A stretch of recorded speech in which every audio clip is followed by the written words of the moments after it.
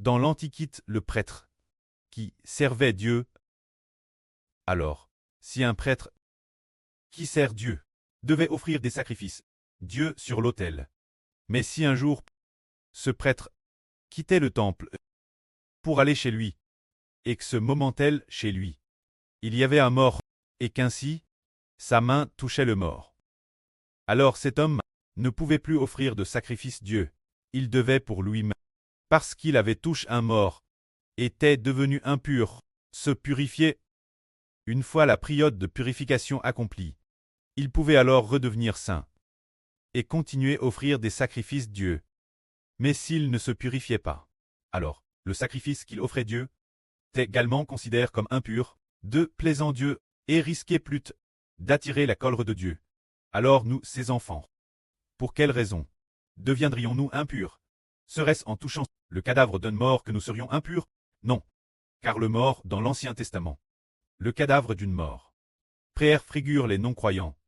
Les non-croyants sont appelés des morts et alors, si nous, ses enfants, qui bâtissons le temple, devons offrir des louanges, des sacrifices de louange et de reconnaissance. Dieu, alors nous devons veiller et nous observer nous-mêmes, pour voir si, avec ces non-croyants, nous sommes trop proches, ou, si nous les toyons, en discutant avec eux, de manière trop profonde, ou si par manque de vigilance dans nos conversations, leurs paroles d'incrédulité nous rendent impurs. Il faut y veiller, car la Bible dit ceci au sujet de Zorobabel. Et concernant cette époque, le prophète Agé a interrogé les prêtres de l'époque sur la manière dont un sacrifice devient impur. Si quelqu'un touchait un cadavre, si un prêtre touchait un mort, puis venait offrir un sacrifice, ce sacrifice devenait impur. Cela signifie que les anciens Israélites, cette époque, comme ils n'avaient pas encore reconstruit le temple, alors les prêtres ne pouvaient pas se consacrer pleinement dans le temple. Pour offrir des sacrifices, il n'y avait qu'un autel. Pas de temple, car le temple n'était pas construit. Ainsi, les prêtres étaient souvent en contact avec des choses impures. Et les sacrifices qu'ils offraient ne plaisaient pas Dieu. Aujourd'hui, nous les enfants qui louons Dieu, sommes des prêtres. Si quelqu'un a de l'incrédulité dans son cœur, El Pétre au Hber exhorte se repentir sincèrement, de peur d'être abandonné par Dieu, de peur d'être abandonné par le Seigneur Jésus-Christ. Car les non-croyants sont impurs. Des personnes souillent, les non-croyants sont appelés impurs et souillés. Des personnes qui n'obtiennent pas miséricorde. Dans ce cas, nous comprenons que l'œuvre de nos mains cesse de construire le temple et de servir aussi comme roi et prêtre. Quant aux membres de la famille incroyants, ou ses proches et amis incroyants, nous devons nous loigner, ou de ceux des religions incroyantes. Les anciens frères et sœurs, nous devons tous nous loigner, car, cause de leur incrédulité, ils nous rendront impurs. Les gens, souvent, en entrant en contact avec des incroyants, en communiquant avec eux, nous devenons alors impurs. C'est pourquoi le Précleste nous exhorte. Les sacrifices offerts doivent être purs. Nous devons donc nous loigner de ces personnes incroyantes. Ainsi, nos louanges de reconnaissance, nos prières de reconnaissance, seront agréables Dieu. Ce moment-tel, éternel Dieu, ainsi, ordonna par l'intermédiaire du prophète Agé, ordonna aux Israélites. Portez maintenant votre attention, partir d'aujourd'hui, en regardant vers le passé, avant que dans le temple de Joval, on n'ait pas encore pose les fondations. En ce temps seul, commentiez-vous, quand vous veniez un tas de grains, pour en avoir 20 mesures. Il n'y en avait que 10. Quand on allait la cuve, pour puiser 50 mesures. Il n'y en avait que 10, dit Jova. Je vous ai frappé par la rouille, la nielle, la greule, en vous frappant, ainsi que tout le travail de vos propres mains. Pourtant vous n'êtes pas revenus, moi. Cette poquelle, les Israélites, leurs offrandes étaient impures.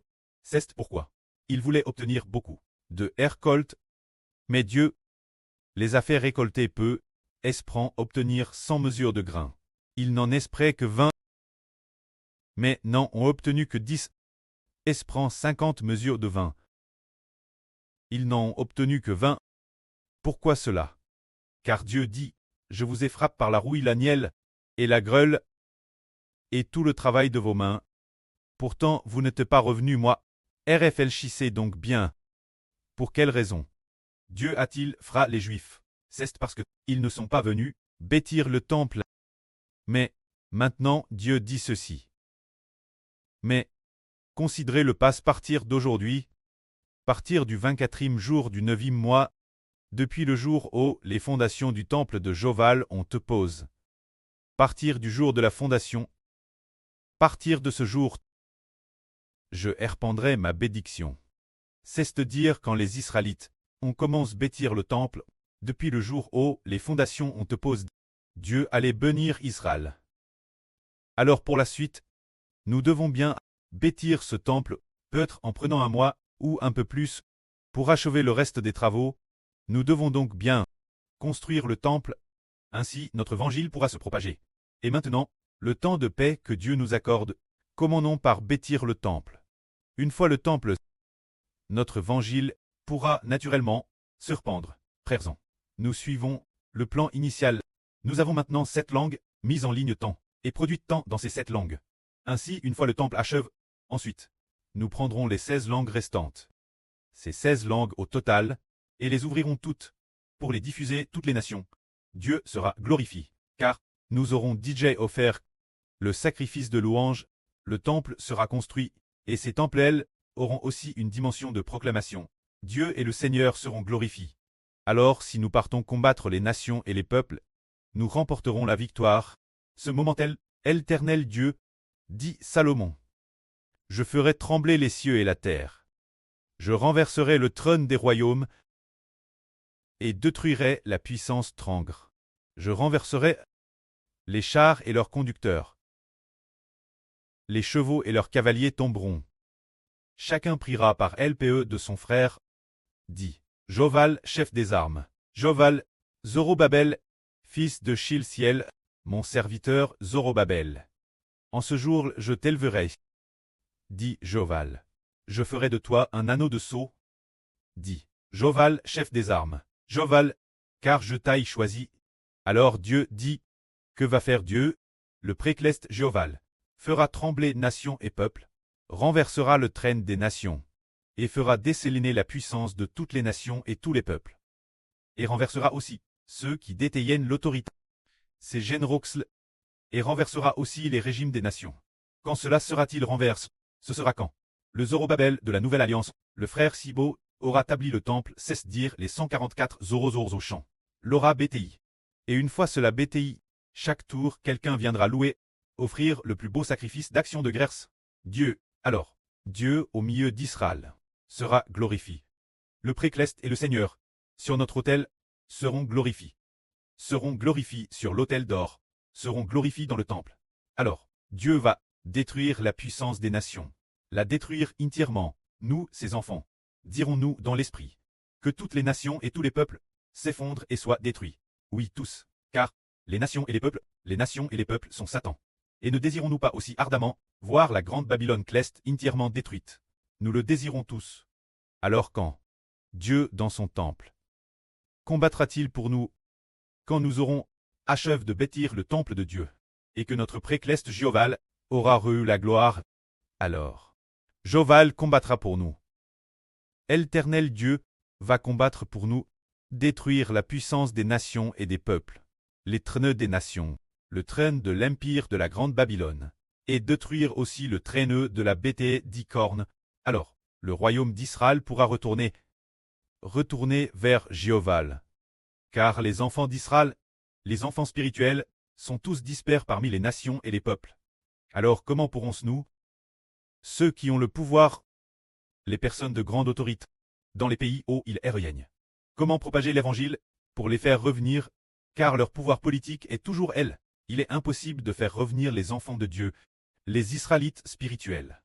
Mais, quand nous aurons fini de bâtir le temple, que des gens viendront louer Joval, que des frères et sœurs offriront les plus beaux chants au précleste, et que chaque chant fera que Dieu et le Seigneur soient glorifiés.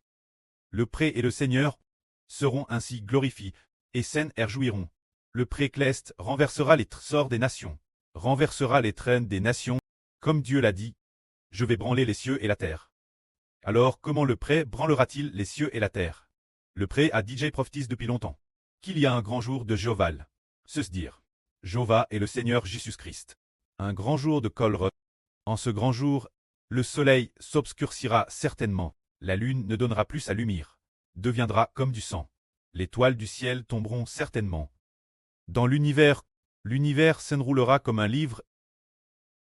Alors, toutes les nations et les peuples de la terre seront dans l'effroi, les armes des nations, les généraux et les commandants des nations, les dirigeants des nations. Ils diront, en se cachant dans les cavernes des rochers des montagnes, disant aux montagnes, tombez sur nous, collines, couvrez-nous, afin de nous cacher de la face de Dieu et de la colère de l'agneau. Car le moment de leur colère est venu. Qui peut subsister? Quand est-ce que Dieu se mettra en colère pour nous venger et détruire nos ennemis? C'est quand nous aurons établi la louange et le saint temple de Dieu, alors, offrant toute notre vie en sacrifice Dieu, utilisant toute notre vie pour louer Dieu et le Seigneur. Jour et nuit, il y aura des frères et sœurs dignes pour adorer et pour louer, et ceux qui louent dans chaque équipe seront tous saints. Ceux qui offrent des chants seront tous saints. Ceux qui ne sont pas saints ne pourront pas offrir de sacrifice Dieu. Dans ce cas, le prêt par nos louanges offertes sera glorifié. Le Seigneur Jésus-Christ sera aussi par nos louanges offertes glorifié. Le pré-cleste et le Seigneur, par nos prières offertes, seront glorifiés et se réjouiront. Le pré combattra alors pour nous. Le pré dit, moi Israël est mon royaume. L'Israël spirituel est mon royaume. Je voudrais avec Israël. Et avec les enfants d'Israël, je veux pour Israël. Et pour les enfants d'Israël combattre, je vais briser toutes les nations et tous les peuples, pour qu'Israël subsiste éternellement. C'est-à-dire que le royaume d'Israël devienne le royaume ô Dieu est glorifié. Comme Dieu l'a dit, tu es mon serviteur Israël, par qui je me glorifierai. C'est-à-dire que par celui de l'Apocalypse, ce nourrisson a reçu la gloire, a reçu la louange, le pré-cleste s'en réjouit, et vient détruire toutes les nations et tous les peuples. Alors la fin, le pré-cleste dit, l'Éternel des armes, le commandant dit, fils de Shealtiel, mon serviteur Zorobabel. En ce jour, je t'éleverai, ce Zorobabel ici. C'est le frère Ashber, alors, en ce jour je t'éleverai. Le pré-cleste va lever le frère Ashber. L'éver pour faire quoi? Il est dit ici. Dit Joval, je ferai de toi comme un sceau. Dit Joval des armes, le commandant. Car je t'aille choisi. Quand Dieu s'apprêtera à détruire toutes les nations et tous les peuples, il lèvera le frère Ashber, pour que le frère Ashber, tenant le sceau du Dieu vivant, vienne sceller ceux qui sont sauves, sceller un par un les pré-clestes, en disant cette personne sera loin de Dieu. Un roi et un prêtre, ce frère aussi, cette sœur aussi, scellent un par un. Ce moment-tel, parmi le peuple d'Israël, les membres des 12 tribus, soit 144 personnes au total, seront tous scellés, et de présenter ces personnes en offrant de Dieu, pour que Dieu dise « Oh, ce zèle sont tous ceux qui me louent durant leur vie. Pendant la grande tribulation, ils continuent de me louer, au milieu de toutes les souffrances, ils continuent de me louer, bien.